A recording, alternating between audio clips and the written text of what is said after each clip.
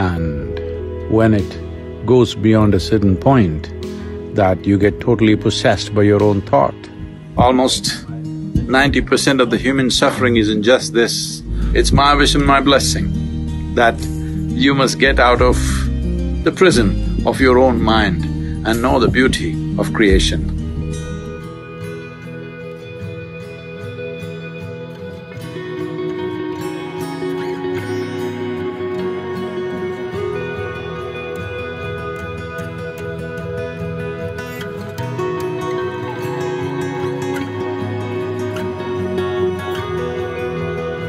Lethargy comes from overconsumption of either food or thought.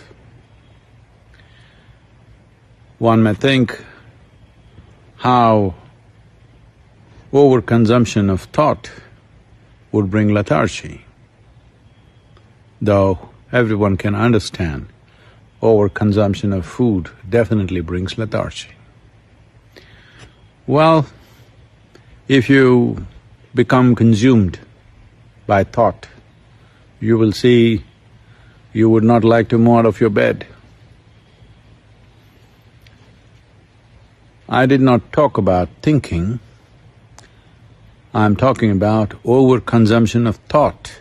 That means thought is continuously flowing without your effort, without your focus, without your intent.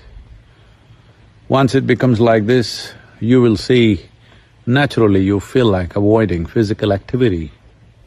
And when it goes beyond a certain point, that you get totally possessed by your own thought. Well, there are ugly names to describe that in medical terms. It's important.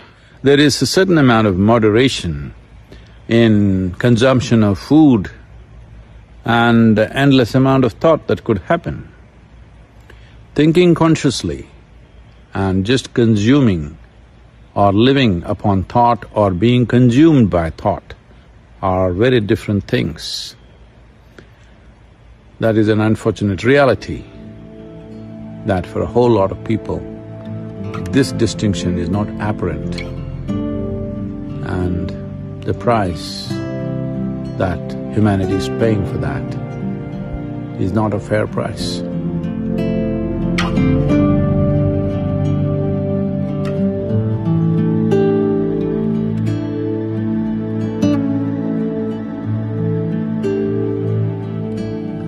The conclusions that you make in your mind will seriously impede your ability to experience life.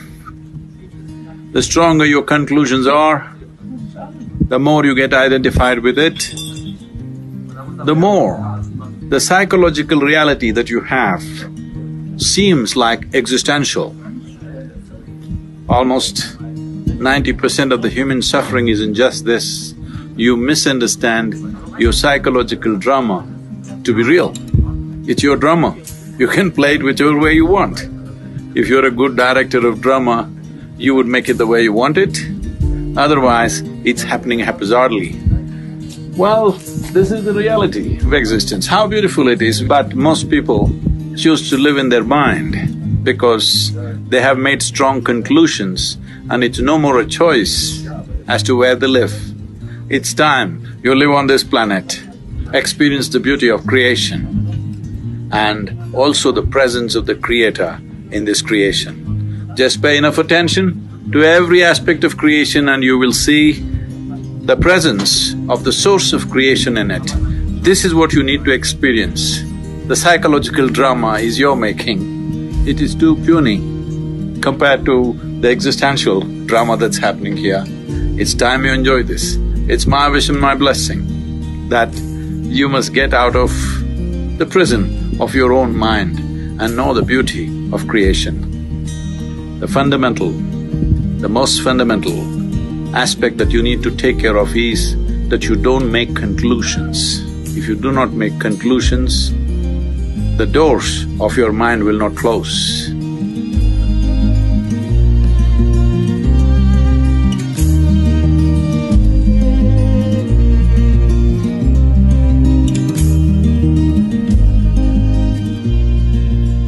If you apply only your intellect, ignoring other aspects of your intelligence, you will get confused about every little thing in life.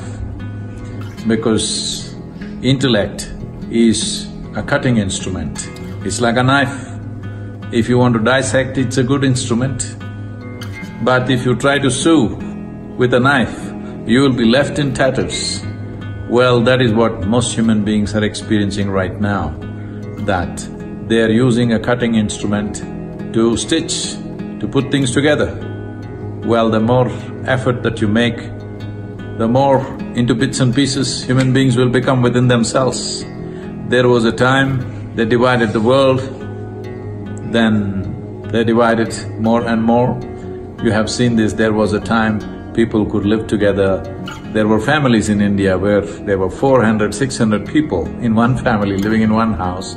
Then slowly it became just parents and children and grandchildren. Now grandparents became a little bit of a problem, so we send them elsewhere.